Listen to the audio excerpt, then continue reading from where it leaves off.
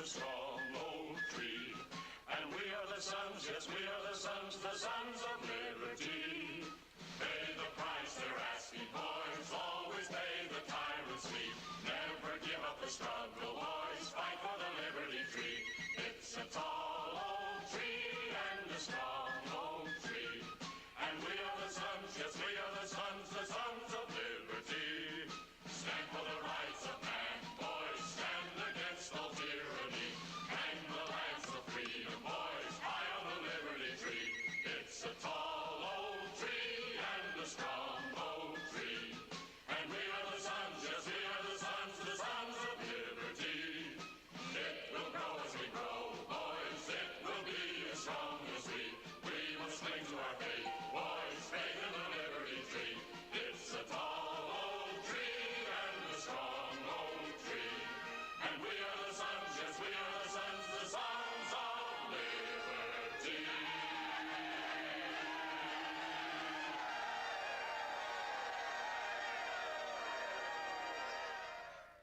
We all need to prepare ourselves. You might have the food, water, gold, and silver, but ask yourself, are you truly prepared? That's why you need to visit MaineMilitary.com. MaineMilitary.com carries everything you need. Gas masks, fire starter kits, high-capacity magazines, chemical suits, military surplus items, and much more. Do you own a firearm? MaineMilitary.com has a large selection of pistols and rifles suited for your needs. Are your local stores sold out of ammunition? Call or visit them today for prices on hard-to-find ammo and bulk ammo orders. You don't need to worry about having a military surplus store in your area because MaineMilitary.com is the only store you'll ever need, all from the comfort of your computer. Visit them online today at MaineMilitary.com. That's Maine, like the state, military.com. Liberty's Guardian, Guns and Ammunition, a family-owned business located in the heart of Ohio's hunting country. Let us help you find the right shotgun or rifle for you. Or if you're looking for a pistol or concealed carry, we have a nice selection of compact and subcompact pistols for that too. Check out our website at www.libertiesguardian.com. That website again is www.libertiesguardian.com. Go to the website and check out our selection today.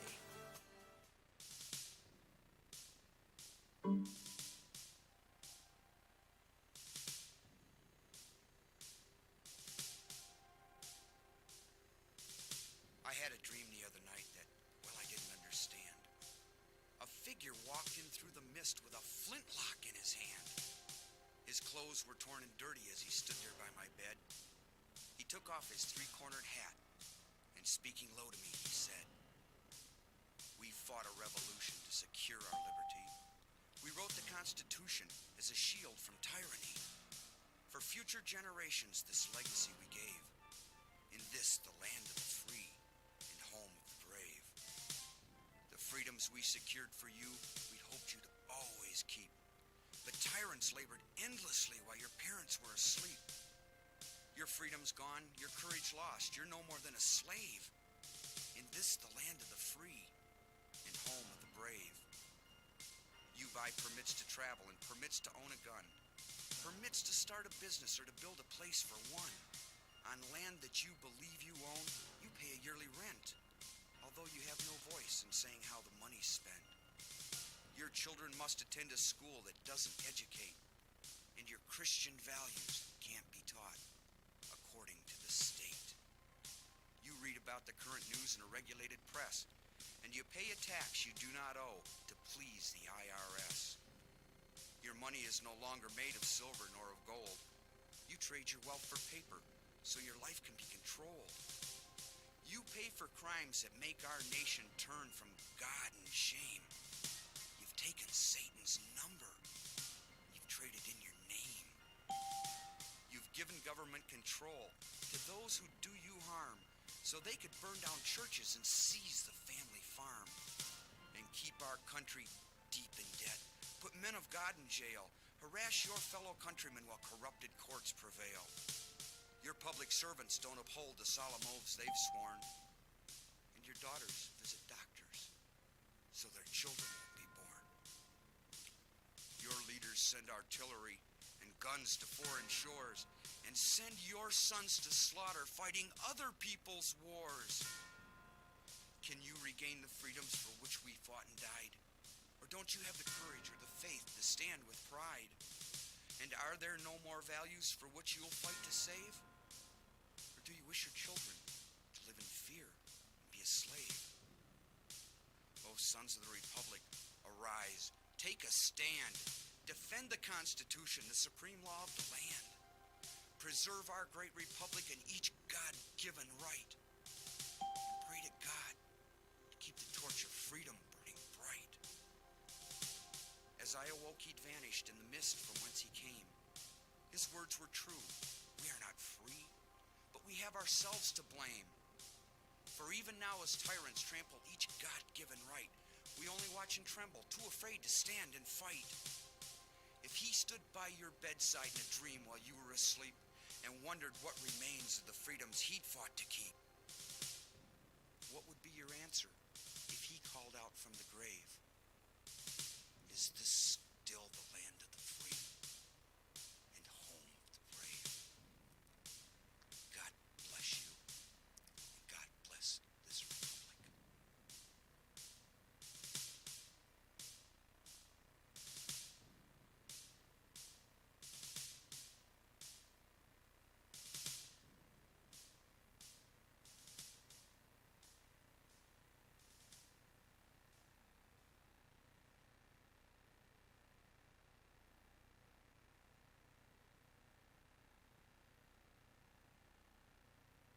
And good afternoon, ladies and gentlemen. This is the first hour of the afternoon intelligence report. I'm Mark Cornke. One day closer to victory for all of our brothers and sisters, both on and behind the lines in occupied territories, southwest, east, northeast, and Central. Ladies and gentlemen, you are listening to us on Libertytreeradio.4mg.com, Liberty Tree Radio on YouTube, live stream, and we are on AM and FM micro stations, CB base stations, and Ultranet, Hallmark and Golden Spike Technologies east and west of the Mississippi, along with Alaska. Good afternoon to all of our friends out there in lower 49, including the great state of Jefferson, along with CONUS, the outlying two states, territories, and the clock. It is 5:07 p.m. Eastern Standard Time. It is Thursday. It is the 12th of November. It is the 12th year of open Fabian Socialist and Soviet Socialist occupation of America, with a K. 2020 Old Earth Calendar, 2020 Battle for the Republic, Dance of Swords, and the traitors and betrayal en masse. So, congratulations. The war lines are being drawn.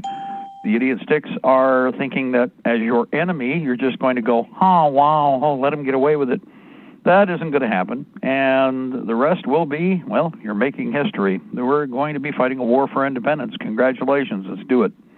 Now, Edward, if you could, real quick here, Joe Biden has contacted the ATF. They are coming for braces and 80% lowers right away. Now, this will all be because of Donald Trump. This will all be because of Donald Trump. This is all because of Donald Trump, period. That worthless turd, we got two worthless turds. The other worthless turd is already there. And he might be there anyway, but he's still going to keep right on doing what they're talking about doing. Do you think there's any difference between one or the other side of the commie coin that we're dealing with? No. Anyway, go to Guns and Gadgets. If you would, Ed, play this. It's 5 minutes and 35 seconds long. Joe Biden has contacted the ATF. They are coming for braces and 80% lowers. Pistol braces. Here we go. Let's talk about that here on the next episode of Guns and Gadgets.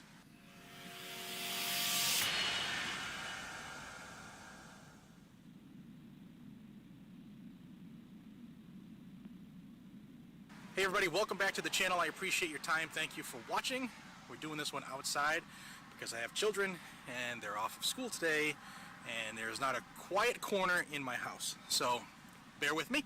It's also over 70 degrees and humid today on November 11th here in Massachusetts, so I'll enjoy it before the snow stuff starts falling. So let's talk about what we know for a fact, and what I'm going to be talking to you about. Looks like the humidity might be affecting my lens. I'm sorry if it is.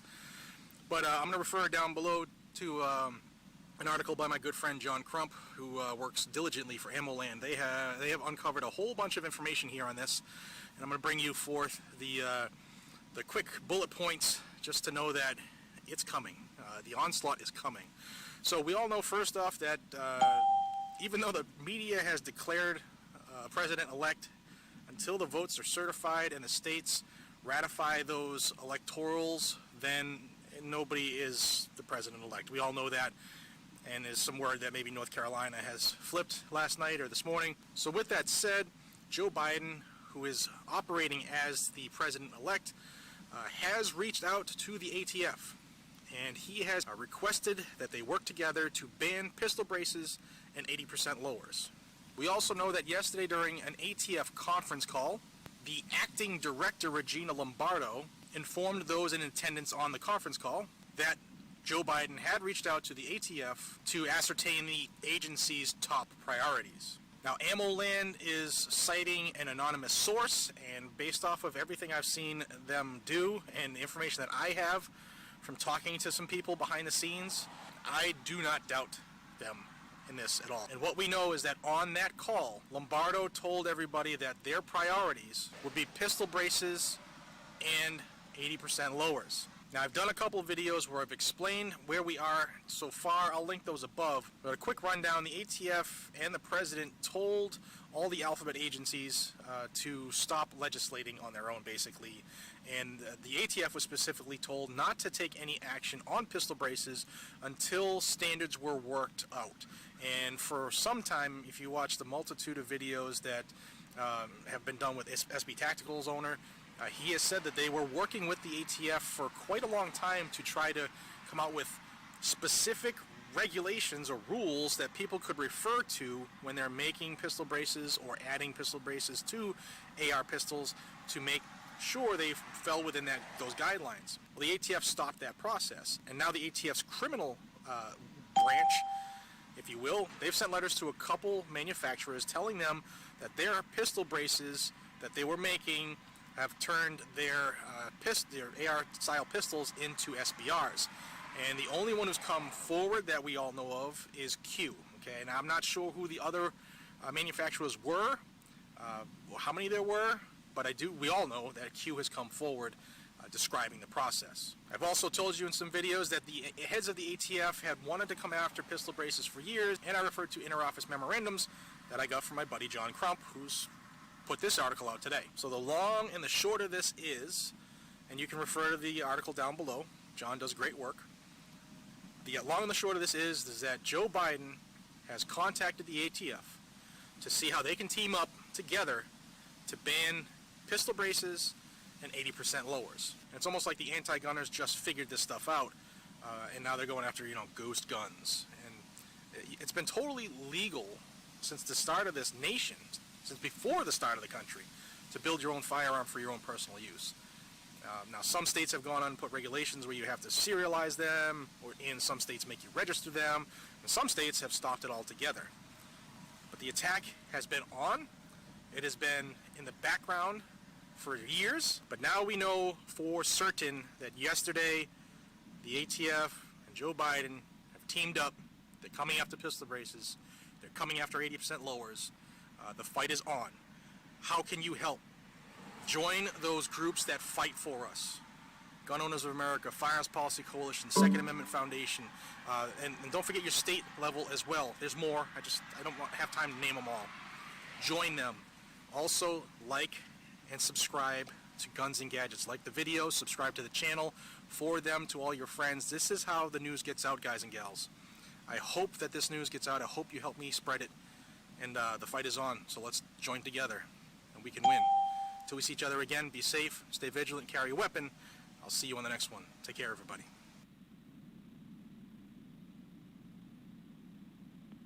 Very good. And again, for everybody out there, Guns and Gadgets, that is the second most recent posting that he has had on Guns and Gadgets for everybody out there. Hold on here, I got somebody just sent me another message. Yes, I know this is actually not new for anybody out there in the Patriot effort who really knows what's going on. This is a big we told you so, number one, because Trump did this to us. Trump did this to us. Trump did this to us. If Trump had done, knowing exactly what he was doing, hadn't passed by signature with executive order the overriding of the restrictions on the bat faggots with regard to the bump stocks, the lying piece of trash, that piece of excrement, would have prevented all of this from happening, but went along with it anyway, and I don't care. He wasn't stupid about this. He wasn't ignorant about this. This is the same garbage we've seen for years. It's a piece of trash out of the district of criminals.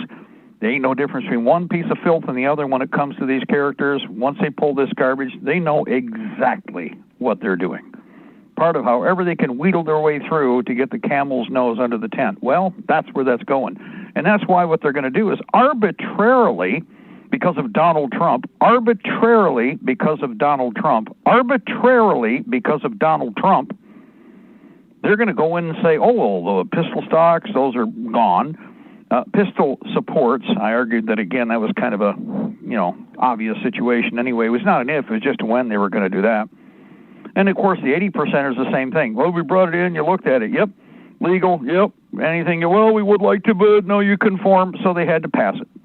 They passed them, the things are all produced, but now they're just going to walk in because they've changed the corporate occupation/invader law by edict.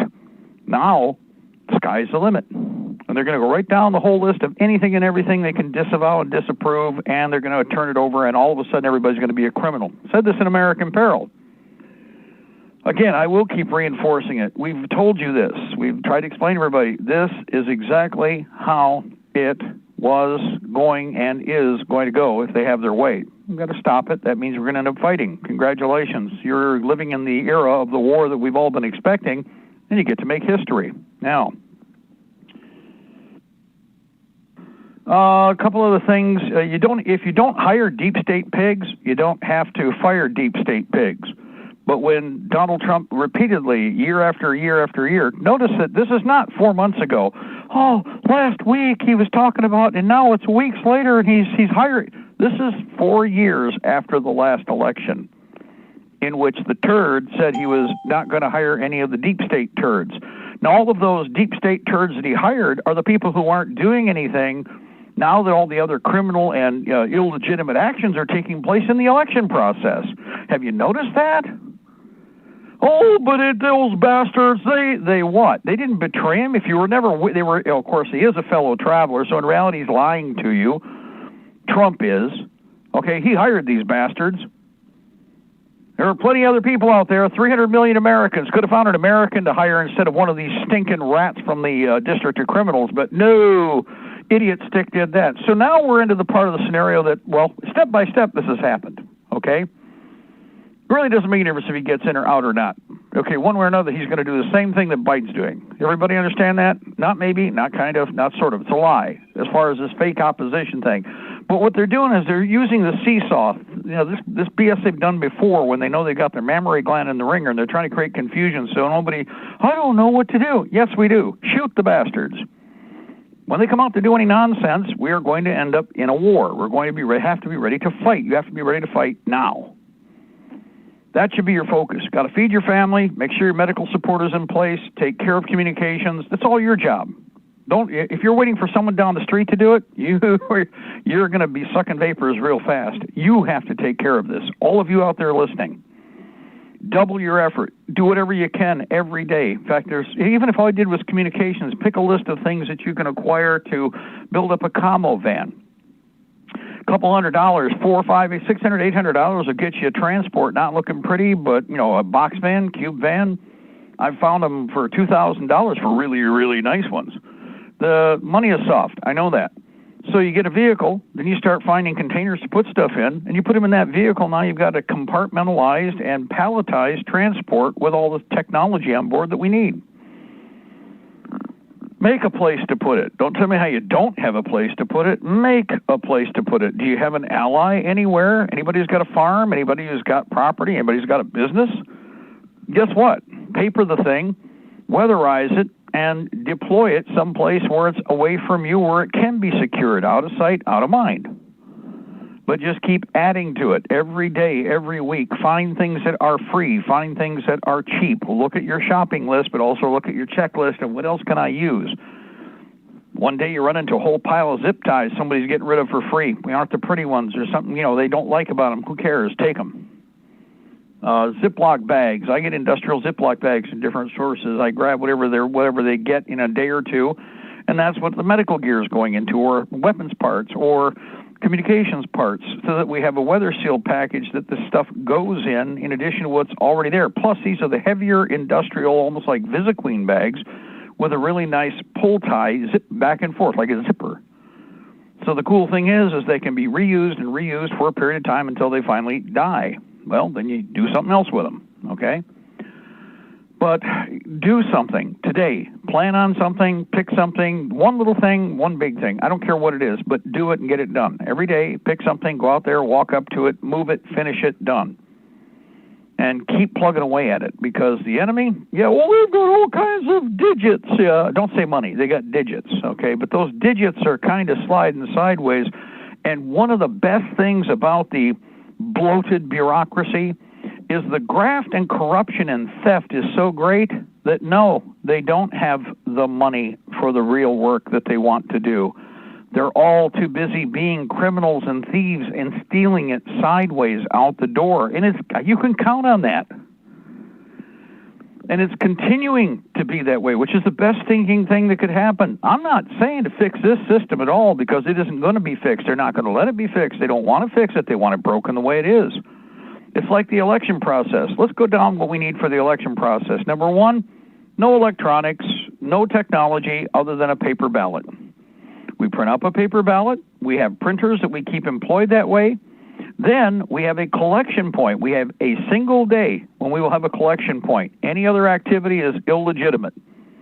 Only for very, very unique and unusual circumstances, and they have to be demonstrated. We have done. We'll allow you to permit you to have an odd piece of paper for an odd day, and they're going to be so small they could keep them in a bushel basket for the state if it's done right. You're all adults. Y'all all need to vote if you believe in the vote. And if you do believe that the vote's going to be, honestly counted, I'm going to explain a little more about how I can deflate your balloon real quick, but we'll go through the motions, because at least we first of all put their feet to the fire, but none of what I'm saying is going to happen. It's not going to happen. Right now, we got Idiot 6 fighting over the software packages. It's like, okay, how about no software package? It's obvious it's totally corruptible. Isn't that what everybody was saying from the beginning with regard to electronic ballots? What the hell? I mean, did IQs just drop while I was away? Remember Aliens? My favorite line from the whole movie, actually. Did IQs just drop while I was away? This paper is going to mean nothing. And you know what? Paper right now means nothing. And she was talking about the idea, if those aliens get off the planet, all this paper of yours is going to mean nothing. But the fact of the matter is that that's true of what's happening right now. With all the BS that's going on, it means nothing now. There has been no election, number one. Now, number two, however they try to reshuffle the deck, it's still not realistic, okay? So they've sunk that ship, and again, they've created the shipwreck, they've broken the spine, they've burned the ballot box, and we're getting ready for a war. Because one way or another, everybody's just in brain fart for the moment, but that's not going to last, okay? The other thing about collection of votes, you only vote once, everybody knows who did it with regard to people recording it, and then you go on and do other things for the rest of the day. That's it. Election done. It's all finished. But that's not what they want, is it? Look at the gobbledygook and complication they've made of this BS. Which tells you, again, that's the flim-flam artist. That's the scammer. It's really complicated. It's very difficult. You just don't understand. You just don't... Oh, I understand completely. It's called voter fraud. No, you just don't understand. Yes, I do understand. It's called voter fraud. No, it's really complicated. It's a big science. No, it's not a big science. In fact, it was designed to be KISS, keep it simple, stupid, from the get-go. And everything right now is totally in violation of even their corporate scam laws, let alone the BS, with regard to the next generation of, now we've got the democracy crew. Well, if this is what their democracy is all about, piss on their democracy. Piss on them. They need to be dragged out, put against a wall, and shot, because their sorry ass doesn't mean nothing they're doing means anything. So you know what? There are no rules. Guess what? Drag their ass out, shoot them. How's that for you? Because right now, that's all that's being demonstrated. Of course, everybody's desperate because there's so many government tits that are falling from the sky for all this garbage, and so many other pieces of garbage you already got going. Oh, we can't interrupt the government tit. I don't have to do anything. I'm going to sit on my dead ass, do nothing, and I'm collecting the money from all you people, which is really what's happening. I heard a voice there real quick. I think I interrupted somebody who was trying to call in. Who do we have? Hey, we got Tom. You know, a few years back, they made a movie with Robin Williams. It's called Man of the Year, and it talks about how they can rig an election to make someone win that they want to win. People should watch that. People should watch that movie and realize that even though it was supposed to be a comedy, funny, and all that, it's true. It's pretty. I've seen it more than once, and I like that movie. Well, again, there's been a lot of different pieces that have been done over the years on the very subject we're talking about. Again, the worst part about this is that there's no complication to making things work.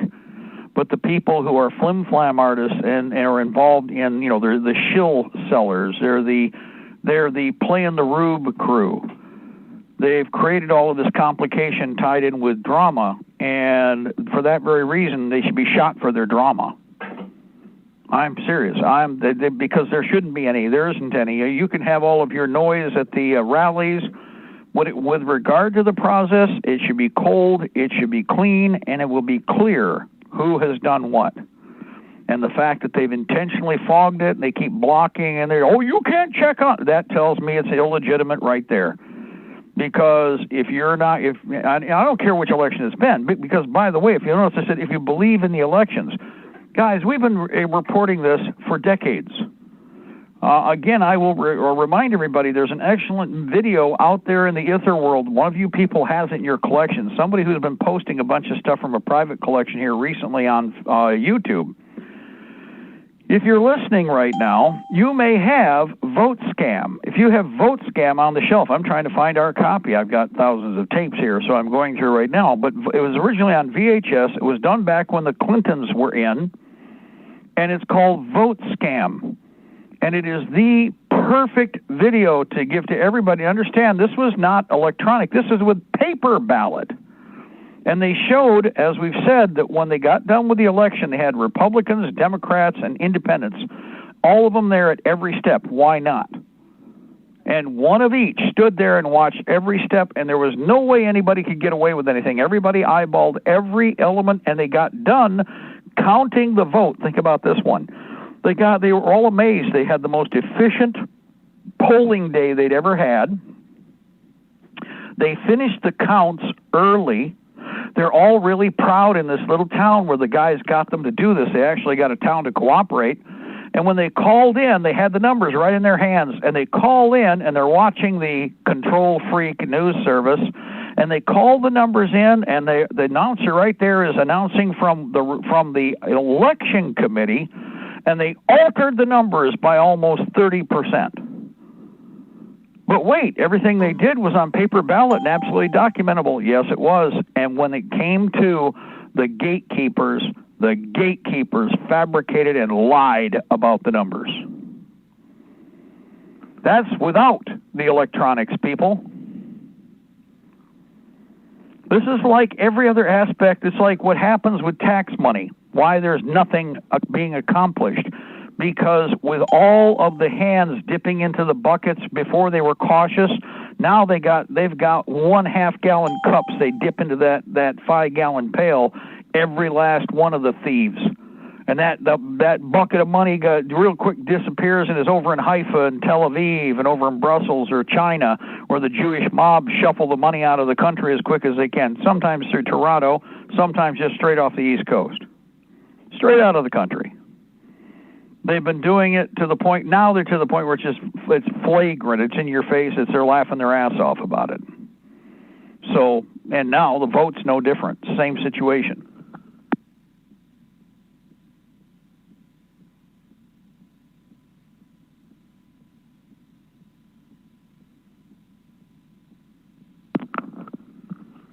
Anyway, we still have Tom there? Uh-oh, Tom may be gone, but just okay. Oh. Yeah, sorry, I was muted. I had to unmute the phone. That's okay. Anything else? Go ahead, Tom. Not much. Just preparing to get ready to go deer hunting. Sunday, been busy with all that stuff. Enjoying the weather, enjoying the nice weather, enjoying our summer. You know, as a matter of fact, yeah. What was your temperature today up there? You're in the high ground. It was in in the 60s. Yeah, we were about the same. Of course, it's clear tonight, so it's going to drop down again. But, you know, hey, guys, can't complain. Here it is, November 12th. If we get snow even right now, it's like, well, we tried, and we did pretty well for, you know, getting stuff moved around where it needed to be. Congratulations. But we are headed into winter no matter what, so everybody better be squared away and prepared for this, because it is going to get to be pretty exciting, to say the least, and it's not going to slow down. It's that time of year. We're getting into cold, wet, and then we're going to get into cold, frozen, and cold, dry. Cold, dry is great if you're living in it. You just have to remember, it's like you're a spaceman. That's the most common mistake made, is you have to think like a spaceman. The only difference is, every once in a while, you got to ventilate, open up your spacesuit, and let your system breathe and evacuate heat, because moisture kills in cold weather. Always remember that. So you do not want to build up sweat. One of the things on that note, and I brought it up myself because of the subject I'm talking about here, is sweat issues, okay? With mountain climbers, you know, they have that problem. And with groups that go across the Arctic Circle or the Antarctic, when they've been crossing, they've gone special expeditions. They cheated. Yeah, they do have the new synthetics and blah, blah, blah, blah, blah. But you know what's fascinating? And this is something you don't talk much about. What they would do is they would be trying to make best time. So these guys build up in their cold weather suits, which are subarctic, get really, really saturated with body salts, body sweat. And you know what they do? They don't trek across. They stop. They have air dropped, and they've done this. They do this by helicopter. So it's like, well, why bother with this cross the ground thing? Because you're cheating anyway. They get resupplied by helicopter with all new suits, all new equipment, and they drop the stuff where it is, you know, the stuff it's all wet, all gummed up now, and then they proceed. So they're never any more than a helicopter away from another load's worth of cold weather gear. Now, that sounds really cool, and it'd really be nice. I doubt you have a helicopter or helicopter resupply of that kind that's going to be available for the war that's coming up. So I highly recommend that you actually think ahead about what it is you need to do to maintain cold weather operations in the field for days and weeks or months on end. You have to be thinking ahead on this, okay? One of the things is layering, and the reason you want layering is something I was just talking about. Before the body salts and the oils permeate the outer clothing because of, again, perspiration, it's a good process. You're getting rid of waste product. That's what your pores do with your skin. When you sweat, it pushes out waste product in a number of different ways. But most important is other materials that are building up in your body don't just evacuate through your digestive tract, or, you know, you don't poop or pee them out. Instead, you're pushing it out in all directions. And this especially happens when you're exerting yourself and your body and your muscles are developing, because you're breaking them down and you're building them back up. When they heal back up, they heal back stronger. So when you have layers, the reason you hear about base layers, that underpants and T-shirt are doing what they're supposed to do. It's actually a comfort level, not so much a sweat level, although they do help with that. But first and foremost is a comfort level. So make sure that your underpants, T-shirts, personal sports bras, girls, if you're listening, make sure that your clothing is engineered out accordingly. Invest in some of the military bras that are available over like at Sportsman's Guide. No, not you guys, unless you're cross-dressers, and don't want you around me anyway. But for all you ladies, the sports-type military bras, a lot of them are wicking clothes. Now, there's not in every size, but they do have them, and they're actually pretty cheap. But remember, these are wicking materials that are designed for the desert. Cold weather operations, you end up with the same problem, but it's contained. Like I said, you're like a spaceman. So you want to make sure that your first two layers are quick to be able to pull and clean. You want to be able to trade one out, replace with another. So you can't just carry one set of long johns or whatever your second tier is, whatever you're going to use, and then your regular clothing over that. You want your T-shirts, you want multiples of, sweatpants, underpants, multiples of, then whatever your next layer is, you want at least one change out, at least, and it's got to be in your backpack now. Ideally, 2 would be better. You don't need extra pairs of pants and or shirts. What you need are the underlayers. Now, in doing this, you're never going to have any of this detritus get to the outer, protection layers that work the other way to keep the cold and wet out. But remember that your body salts are highly corrosive. Your body oils are highly corrosive. We did what I said a minute ago. You're pushing waste out when you sweat. When that gets into the other materials, especially like the polymers, even Gore-Tex will saturate, and Kevlar, everybody laments about Kevlar. I do know about the body issues with Kevlar. We've talked about this on and off.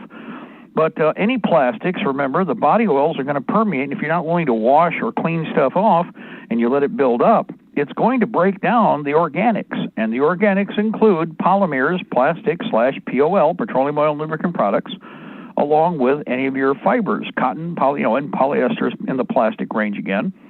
All of this needs to be taken into consideration. Now, one of the best things you can do, and now listen to what I'm saying because it's harder than hell to find this stuff anymore like we used to.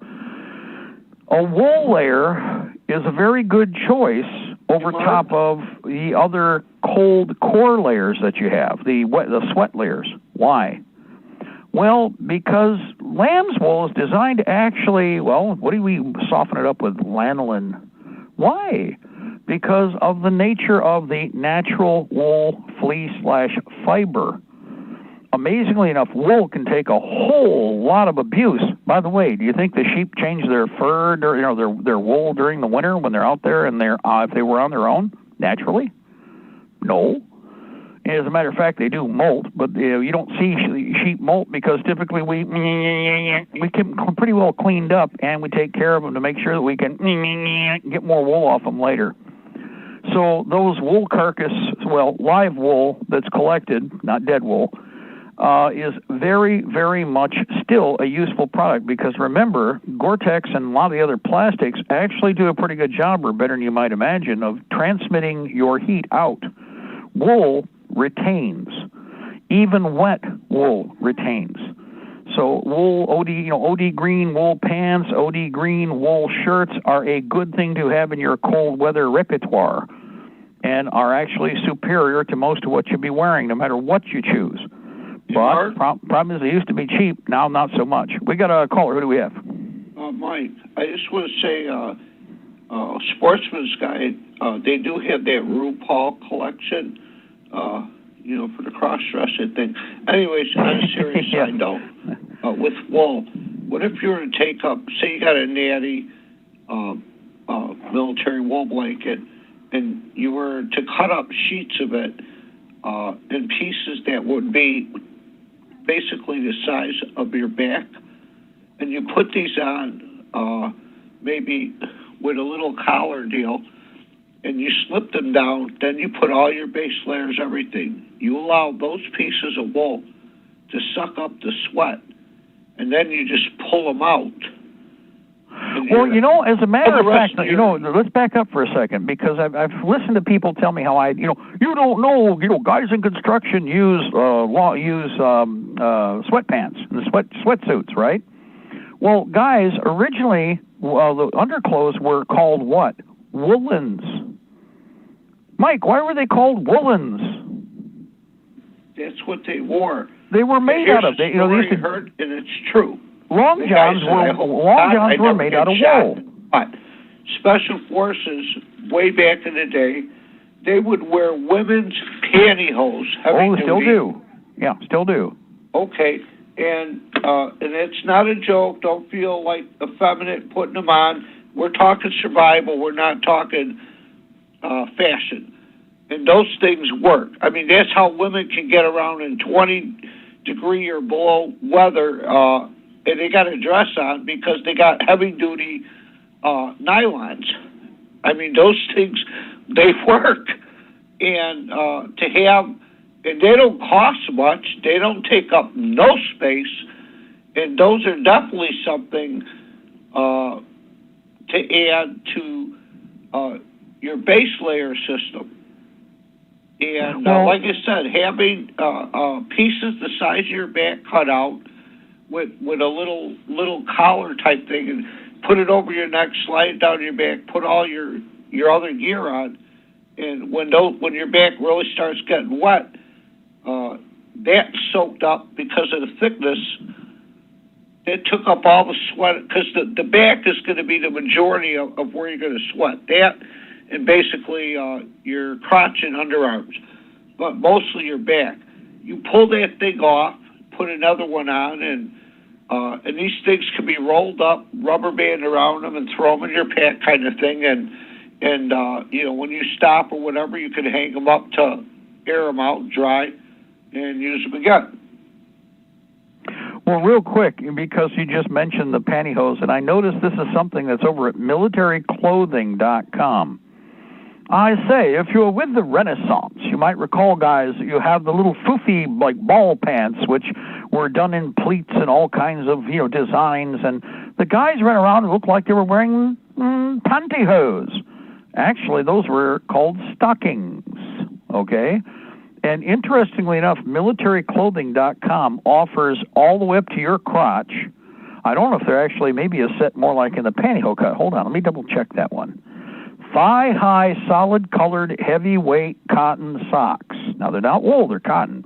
But originally those were made from a number of different fibers to include silk, which silk, if you could get it off the silk route back in the day, that was the best choice for the kind of, linen we were looking at here. But interestingly enough, they have these sets for $4 a set for their reenactor quality, heavyweight cotton stockings, and they do come in colors. They come in fact, they've got them in quite a few colors. Hold on here. What colors do I see here? I know they have brown. I've been looking at it right here. They have white, natural, colonial blue, charcoal, brown, black, charcoal, and green. And, ribbed. They also have ribbed. If you're trying to look quite, let's just say, Renaissance. But they do have both ribbed or unribbed. Now, the rib work more like again, remember what that's for, is heat retention. You're creating these little rib air pockets. And the idea behind that is you're creating thermal lines that help to keep the surface of the body warm. Of course, covered up completely, it's a good idea anyway. The big thing about the wool, as you pointed out, remember this is something that they did in the American War for Independence, guys. They had little or no cover or protection. If you read the actual accounts, for instance, of Washington's crossing of the Delaware when they went across to go after the Hessians, I repeat this many times, the guys didn't have boots, but they did have wrappings, and the wrappings were typically wool blankets that were in tatters, and they, of course, anything else to get their hands on for securing it, typically used what was like a foot wrap, almost like the Russians do. The Russians didn't issue socks forever. Instead, they issue foot rags, and you were taught how to wrap the foot and insert it into your jack boot, and congratulations, you were covered. Now, when they did this, they also, of course, did what was called a leg wrap. You see this, if you want to understand what I'm talking about, look in the World War I images, and you'll see what looks like. What's around the bottom of their pant legs? That literally is a wool wrap.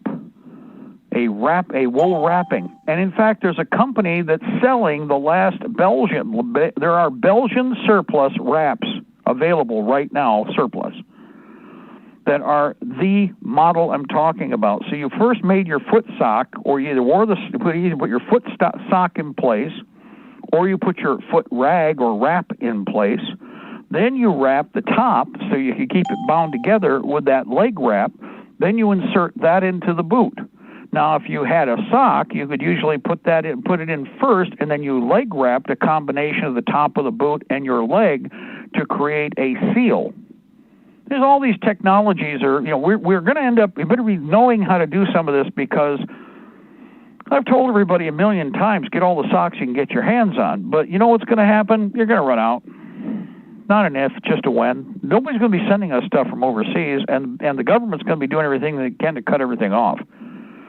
So these layers, like these these stockings that I'm talking about here, these are actually a very good investment for $4, guys. They're, again, yet another layer. Now, the big advantage here, and I want to explain to you why. Well, why leggings instead of like long johns?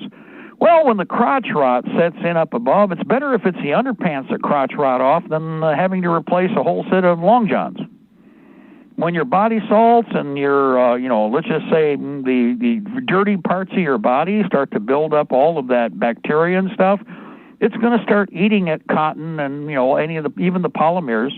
And you're going to have areas that are going to wear out just plain from you not being able to wash up or clean your hind end properly. Nobody else is going to tell you about this. Oh, no, it's going to be wunderbar, and you guys are going to be delivered to your Liberty on a feather bed. And it's going to be like in the movies. You're going to be so clean. And at the end, you'll even have your hair cut right. You'll be totally primed out for that last classic, group shot. Oh, yeah, it'll be my ass. It's like The Walking Dead. How come it took them 5 seasons before they actually started looking how they should have been looking in the first season, all ragged and greasy and shit? I mean, it's like, it looked like their clothes were always clean, their face... relatively clean, yeah. I'm like, are you kidding me? Well, they actually should be. Well, no, they actually should be, because, first of all, like I said, if we did a Walking Dead series, I would have a lot of fun doing a zombie series, but it would be a real one based on let the stupid people go down the road over there to the right, and let's bring the thinking people over here to the left, okay? Just like with Jericho. Remember the series Jericho? You get to this T in the road. You look down in one direction, there's signs, all bent over and shot. There's dead people in the road, and there's a sign that says Jericho, 2 miles that way. You look in the other direction, and there's no bodies in the road, and there's no wrecked cars, and way off in the distance, wait a minute, you're looking the other way towards Jericho, and there's a cloud of flame and fire coming up from part of the town. You look in the other direction, and it's Thinking Man's town, and it's like, nope, there's no vapors and no clouds rising, and why? Because the people over there are using their brain. The people over there have been conditioned not to, but they're the kind of people that they want, and of course that you desperately need if you're going to do a disaster, scenario where the brain dead are in charge, okay? That's the difference between the two. Because, think about this. Okay, if you went into an area, guys, I want lanes of fire and control. You don't turn your area into a junkyard. You do just the reverse. What would you do? Let's talk about what's going to happen here in the future, because really a zombie apocalypse like Walking Fred is like this. Okay, when they had the town where they were building up the walls, okay, you don't obstacle all of your access points. In fact, what you do is you start closest to you and work your way out, and you go house to house. What would you do? You go check to see if there's zombies or dead. Dead people. We'll just call them dead people, not zombies, dead people. They stink things up. You got to get bodies out. You get the bodies out, then you go through the building and you find anything that's perishable and you recover it. It goes behind the wall. What do I mean by that? Toiletries, cleaning fluids, solvents, petroleum oil and lubricant products. You go through each room. You square it away. Why do you square it away? We're just going to leave everything verschimbled. They always do this BS. No, you square everything away once. When you walk out of the room, the closet gets shut after you've made sure everything is squared away there. If you're smart, you'll take all the clothing out and leave only a couple sets of clothing in the closet. Now, that sounds weird, but it's not. You're pre-deploying equipment just in case you have to fall back to that house and you need clothing and it's the wrong time of year. So a certain very small amount of material is left in those buildings. Everything else goes behind the fortress walls. Why? Because you have a quartermaster, and the quartermaster's job isn't to sit on her dead ass and read drama queen books at night. You're now in the process of creating a survival, facility, right? So you have quartermaster, armorers. You don't have a box with a bunch of guns sitting in it. You ever notice when they did that? Oh, guys, you put all your guns in here. No, you square everything away so that at a moment's notice you can grab a weapon, magazines are there, weapons are there, but that's a sidebar.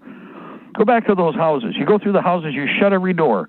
You get down in the basement, you shut off the gas. You You shut off the water. You step out of it so that the house is preserved. When you're done, the last thing you'll do later on is you'll even board up the windows, because as long as you can maintain the integrity of that structure for a longer period of time, you may eventually be recovering it and using it. Now, a thinking person would do this step-by-step outbound, because you're also going to pull all the junk out of the yards. You're going to put everything in the garage as you can, put it under cover. Why? Because you don't know what you're going to need, and there are no more factories left, people. All manufactured items would go undercover and get secured, because nobody's using that garage anyway. If you have vehicles, you pick out, what's my fleet going to be? Ford F-150s. Every F-150 we find gets towed inside the perimeter. Anything else gets put in that garage. Now, my B crew might even come through, jack that car up on blocks real quick. We have it like, it can be like Mario Andretti. It's not going to take me half an hour to do this. You come in, you jack up the rear end, put it up on blocks, then you go to the front, do the same. Congratulations, gone to the next one. Shut the door, go to the next house. Phase one is securing everything that you can, but first clearing to make sure there's no corpses, because they don't stink that way. When they don't stink, and then when your enemy shows up and does stink, it's a lot easier by smell to figure out you're being set upon, because your dead adversary is, I don't care what the situation, unwashed, dead. Would it make any difference? You haven't dealt with people in the field after weeks or days, have you? Hey, Mark? People stink in a very short period of time. And trust me, that body odor they're going to get used to, but in reality, it's smell-o-vision time, people. So you secure the area progressively, and meanwhile, any other time when you come in, your sole mission is to make your defenses stronger every step of the way.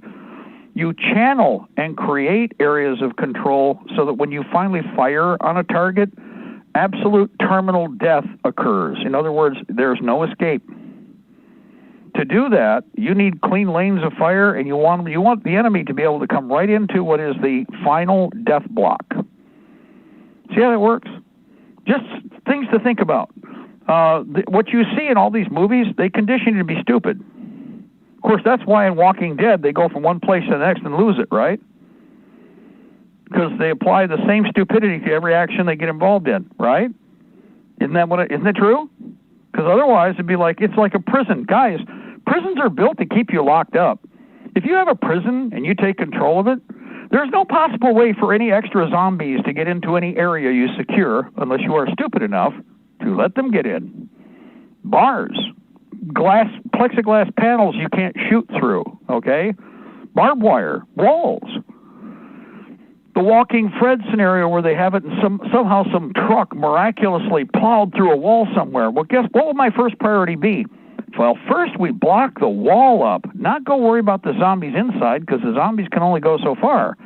We block the wall back up. In fact, we find out where the nearest Portland cement pile is, and guess what we're doing today? We're going to take and fill this hole in. We're not even going to pull those other blocks. We're going to go find more junk, and we're going to build that wall even heavier wherever it is. We're going to wreckage it in. We're going to cement it in. And now no zombies are coming in that way. Then we're going to go room to room, door to door, chamber by chamber, and clean the place out. Amazingly enough, we won't have any zombie problems. Now it's A or B, inside, outside. Right?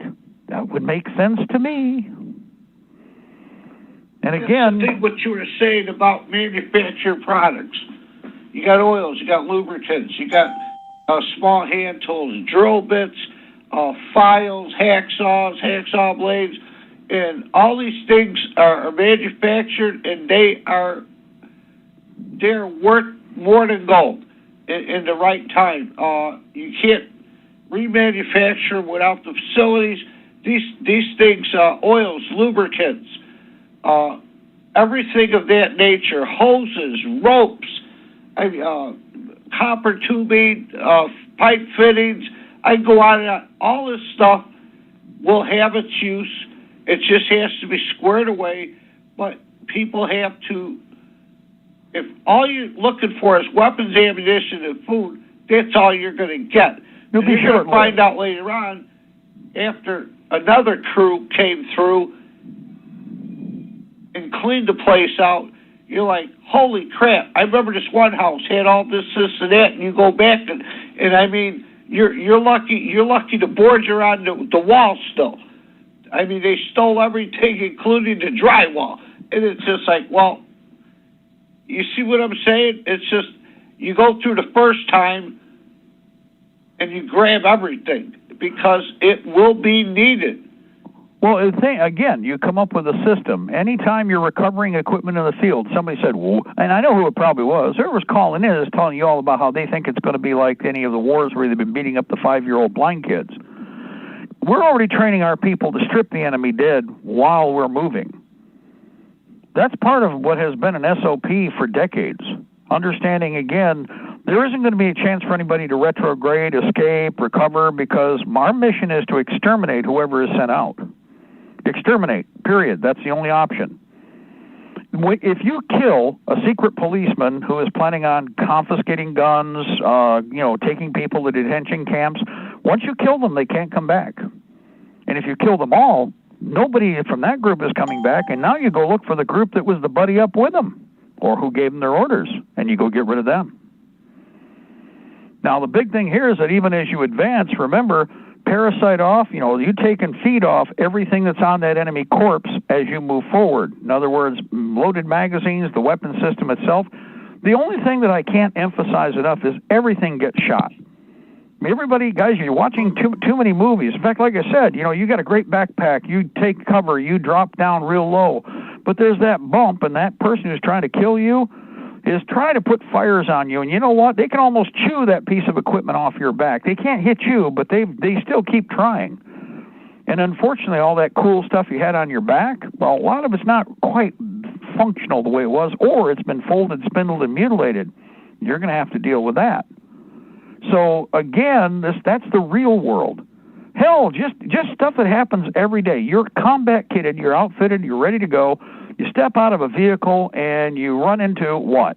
Well, you don't know, because depending on how they parked it and where what the conditions are, if you're under fire, you're trying to unass the vehicle and deploy. Guess what? There's all kinds of things between point A and first point of plopping on the ground. You snag, tag, and it's going to muck stuff up. That's just the real world every day. Now, incorporate the idea that before you made that enemy corpse, you were probably putting bullets on him. Now, this is why everything gets carried away anyway. See, if you blow a gun, if you shoot a gun up, oh, it's wreckage. No, it's not. There's spare parts on there somewhere. Everything gets carried away. You're at war now. Now, if we start this policy from the beginning, the battlefield's going to look real sterile real fast, and that's really how it should be. Anything and everything that can be pulled from the battlefield. Electronics will be fragged, microwaved and destroyed. Most of it, okay? We have, again, we talked about this when Don was, with us, about some of the issues with the technology. You're going to have to be ready to make sure that you gauze it. In other words, you have containers, transport containers to neutralize GPS potential. You're pulling back. You get used to the idea. You have Ziploc bags where you pull the battery packs and the battery supply and whatever it is. And remember, there's still probably battery micro backup on board. But you're going to put this thing into a Faraday cage anyway, a light duty Faraday cage, and you're going to block anything from getting out of the box. Not because you want stuff to get in, but because you're going to prevent the tracking technology from getting out. Mark, I got a question while you're on that. Yeah, go ahead. I know dog tags are, historically you've kept them and let the enemy know, or you've, left them with the corpse so that they can identify it. What's our policy there? Do we take them and deny them any access? I don't want them to know. The other issue would be, hang on, buddy. Okay. The other issue is, like the UN troops and stuff, and probably the Chinese, they're all going to have RFID chips in them anyway. But we don't want to make it too easy on them. Well, no. First of all, we're not going to have any prisoners. I mean, they're going to be dead.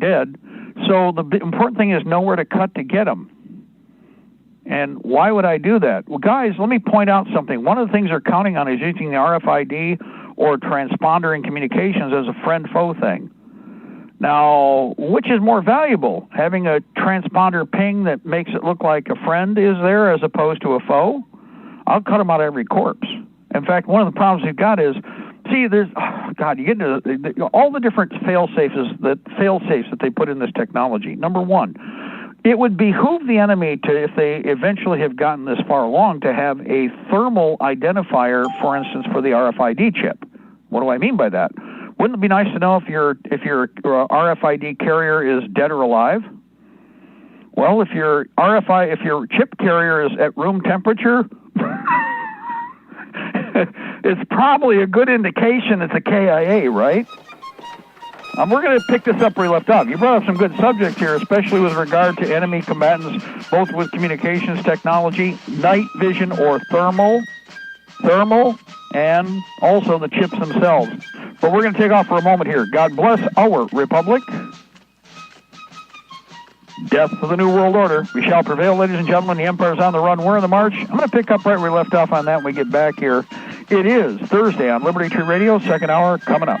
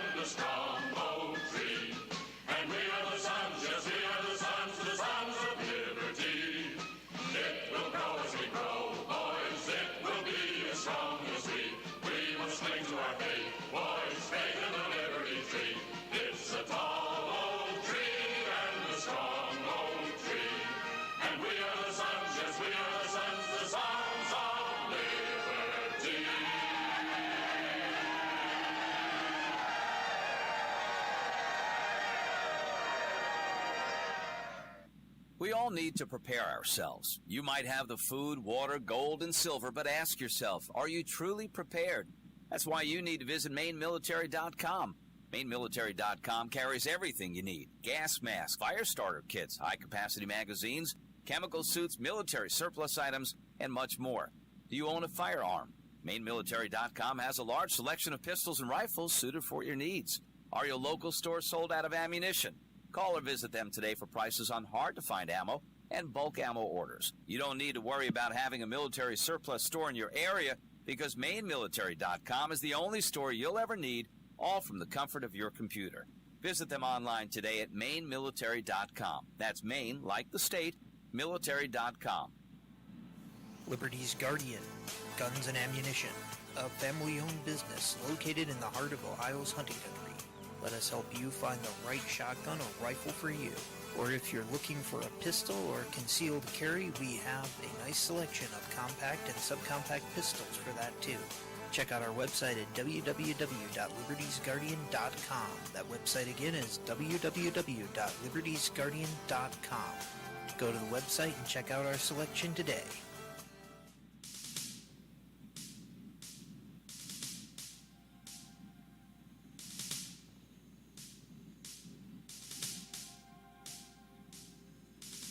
I had a dream the other night that, well, I didn't understand. A figure walked in through the mist with a flintlock in his hand. His clothes were torn and dirty as he stood there by my bed. He took off his three-cornered hat, and speaking low to me, he said, "We fought a revolution to secure our liberty. We wrote the Constitution as a shield from tyranny. For future generations, this legacy we gave. In this, the land of the free, home of the brave. The freedoms we secured for you, we hoped you to always keep. But tyrants labored endlessly while your parents were asleep. Your freedom's gone, your courage lost. You're no more than a slave. In this, the land of the free and home of the brave. You buy permits to travel and permits to own a gun. Permits to start a business or to build a place for one. On land that you believe you own, you pay a yearly rent. Although you have no voice in saying how the money's spent. Your children must attend a school that doesn't educate. And your Christian values can't be taught according to the state. You read about the current news in a regulated press, and you pay a tax you do not owe to please the IRS. Your money is no longer made of silver nor of gold. You trade your wealth for paper so your life can be controlled. You pay for crimes that make our nation turn from God and shame. You've taken Satan's number. You've traded in your name. You've given government control to those who do you harm so they could burn down churches and seize the family farm and keep our country deep in debt, put men of God in jail, harass your fellow countrymen while corrupted courts prevail. Your public servants don't uphold the solemn oaths they've sworn, and your daughters visit doctors so their children won't be born. Your leaders send artillery and guns to foreign shores and send your sons to slaughter fighting other people's wars. Can you regain the freedoms for which we fought and died? Or don't you have the courage or the faith to stand with pride? And are there no more values for which you'll fight to save? Or do you wish your children to live in fear and be a slave? O sons of the Republic, arise, take a stand, defend the Constitution, the supreme law of the land. Preserve our great republic and each God-given right. And pray to God to keep the torch of freedom burning bright. As I awoke, he'd vanished in the mist from whence he came.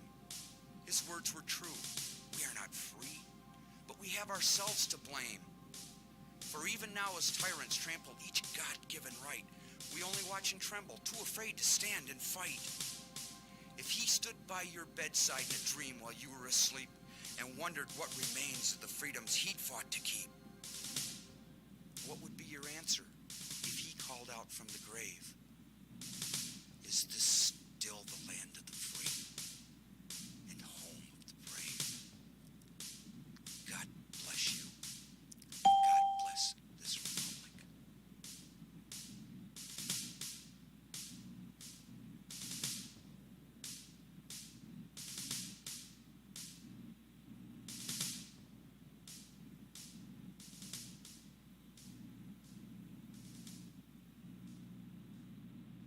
And good afternoon, ladies and gentlemen. This is the second hour of the afternoon intelligence report. I'm Mark Carnegie. One day closer to victory for all of our brothers and sisters on and behind the lines in occupied territories, west, southeast, north, and northwest. Ladies and gentlemen, you are listening to us on Libertytreeradio.4mg.com, Liberty Tree Radio on YouTube, live stream, and we are on AM and FM micro stations, AM and FM conventional stations, CB base stations, and Ultra Net Hallmark and Golden Spike technologies, east and west of the Mississippi, along with Alaska. It is 6:08 p.m. Eastern Standard Time. It is Thursday. It is the 12th of November. It's the 12th year of open Fabian Socialist and Soviet Socialist occupation of America, with a K, 2020 Old Earth calendar, 2020 year of conflict, year of the battle for the Republic, dance of swords, thrust, parry, counter. Anyway, real quick here, there are a couple things.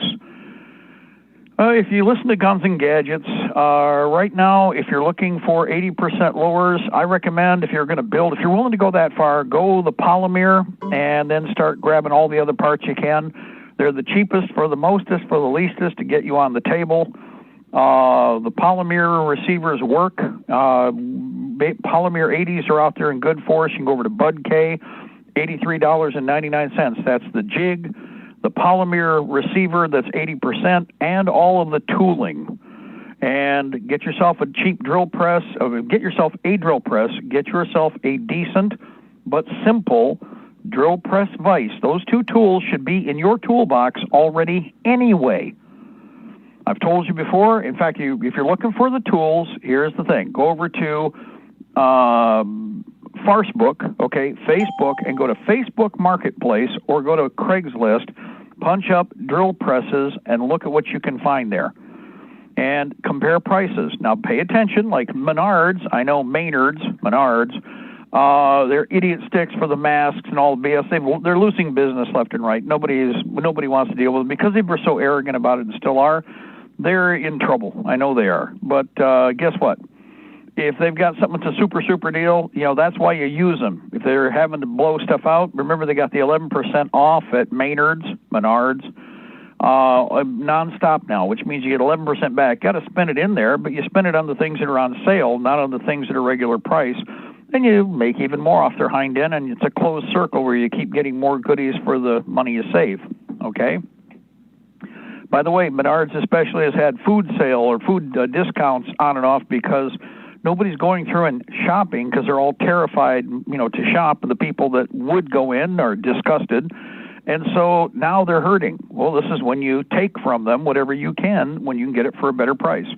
The drill presses, somebody just asked me here about what model. Okay, it doesn't make any difference. If you got to go cheaper, you go cheaper. If you want to spend more money on a name brand, do a little research and compare them physically, and you'll go, that looks like the same model as that one, but that one's more expensive. Yeah, because a lot of these things are all made by the same China Sport company overseas. Now, if you go to Facebook Marketplace, there's a lot of goodies there that are older American equipment, especially I love when they do the classic drill press, tabletop drill press. I got two of those in the last couple of months here for under $50 that were 5 times the machine I would have bought if I'd gone over to Menards. And like plug, play, done. In fact, I got for $75, I got 2 different. One is the orbital. If you're familiar with the drill press vices, one is flat. It's a straightforward locking, single station vice. The other is an orbital. Not only does it have the horizontal fixture, but it has a pivoting posture or attitude grip that allows me to pre-station however I want to for certain work that I'm doing. And on top of that, the drill press itself was, if I went to buy it right now, it'd be about $580. Got the whole thing for $75 with the 2 vices, and the vices can cost up to that much. So there's why you want to look to see what's out there. Estate sales especially. There's tons of estate sales coming up this weekend. It's Thursday. They're already posting them. There's 2 places I already sent messages out to allies. Go to this place. It's too far away for me. Go buy all those tools that are there because they even had price tags on them. And it's like $10, $5, $6, $10, $25, okay, for what would be hundreds of dollars. It's all machinery or tooling that we can use, so you can too. Now, the good thing about the 80%, the polymer ones come with all the tooling, but here's what you want to do. See the tools that are there when you get them, the bits and or cutters? Well, look at those. Take them and go to a decent shop, machine shop, and tell them you want a better quality version of that. Then put the better quality version in oil, grease it, oil it, put it in an oil tube, and put it away for the future, because you now know what tools you need for this kind of work. So when we start cranking out more of the 80% for wartime production, we have more of the tooling sitting there to get it done. You think we're just going to count on buying other people's stuff? You guys need to do that for now, but don't think that that's what's going to happen. All of the preparatory work has been done for production. A lot of you guys listening, they're in shops. Be creative. At the very least, you can do the 80% in your own time for your own purpose, and by God, do not sell them. I'm going to make money on them. Shut up with that BS. You're at war now. And as far as thinking you're going to make them and sell them, well, that's where you draw attention and you get your ass burned. You all understand that? So why do stupid stuff like that? Look at it as wartime production. You're building to fight, so you want to keep stacking and racking them. Guess what? Down the road, they can come out of the dirt, they can come up from out of the ground, and you can sell all you want because people will be desperately wanting them. And they'll need to replace them. And it's going to be, well, life or death. So it'd probably be a good idea to invest in things that help to keep you alive right now, and that includes food, ammunition, weapons, tools, equipment, that kind of stuff. Ignore all the rest of the BS. By the way, edge weapons, we do need to crank out a certain model. I'd love to see somebody crank out a Patriot 18-inch utility machete / hacking and chopping short sword. That's in-house. I know we've got a couple people doing it in Michigan. My personal fighting knife that's on my combat rig was done by one of our people that does that right now. And for every 2 knives that he sells, he makes 4 that are utility stock, crude rude. Well, not crude rude. They're still good quality. And the steel is 4140 chromoly, and everything is tempered. But he makes 4 are what are considered utility grade blades that are, again, 8-inch blade, combat grip, standard sheath, off in the box. 2 to 4. That's what he does every time. 2 to 4, 2 to 4, 2 to 4. If he's working on blades that he's selling, and he sells quite a few, custom built blades. He does personally constructed, he does even forging with his own steel when he needs to, when people ask for it, because he does Damascus even, which is really fascinating. I haven't had one of those blades yet, but I've seen them, and it's like, So anyway, there's all kinds of cool stuff out there. You guys need to get it in motion. The writing is on the wall. Your enemy is in motion. Your enemy is the key word. They are your enemy. Treat them as such, okay? Bud K, they have $83.99. They've got green, white, black, and tan for the 80% lowers. You do that with a side charging handle AR-15 upper from Bear Creek Arsenal, you could actually bring the price down quite a bit. They actually, this is what I said before, if you're papering it, those plumb crazy are only $130, so you got to kind of hunt to get the difference to put the 80% lowers together. The plumb crazy ones do require paperwork, but they are finished. So if you don't want to do the 80%, jump over and grab one of those plumb crazy all polymer lowers, $130. I got them at Classic Firearms and CenterFireSystems.com. ClassicFirearms.com, ClassicFirearms.com, and CenterFireSystems.com, CenterFireSystems.com. Okie doke. Anyway, for everybody out there, now I want to get back to something that was brought up as a subject, the end of the last hour. Just in case you're missing, there was a question about dog tags. What would we do with those? First of all, I'm not returning any corpses to the enemy because the enemy isn't planning on returning any corpses that they make of your people. So when they come out, like I said, let nothing but a rumor of their destruction return to where they came from. Catfish farms, I don't care what you do, wood chippers, again, you want to make sure that you make second use out of the fertilizer, just something as a point.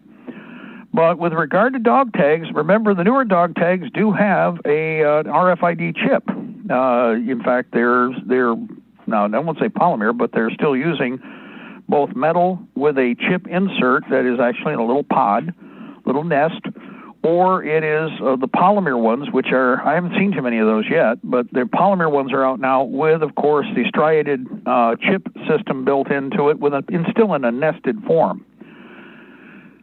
Those are fully trackable. So we want to make sure that we have Faraday cage / foil packs ready to go. We're going to isolate them completely because they're a ping type system. They send a signal out. They're monitoring for a handshake coming back. We want to make sure that's eliminated so they get fogged out. Now, why am I going to keep these? What would a Mark want these for? Well, here's something to think about. If you're in close quarter contact and you're in this new electronic battlefield, it'd be nice to have more of the unfriendly tag, one per person, on your people. So when they do a ping for friend-foe, like from that A-10 or from those overhead aircraft that are monitoring, or satellite tech, or even ground tech, then you create confusion on the battlefield. If they can't confirm, hold on. If they can't confirm a KIA, they can't have confidence in dumping ordnance on something that all of a sudden might be a friendly target. Go ahead, jump in there. Yeah, to get back to your polymer lowers, people need, if you go to Bud K and buy their lower with their jig kit, so you get all the tools, but you get the jig. Yes. What's important is you can also go to eparmory.com.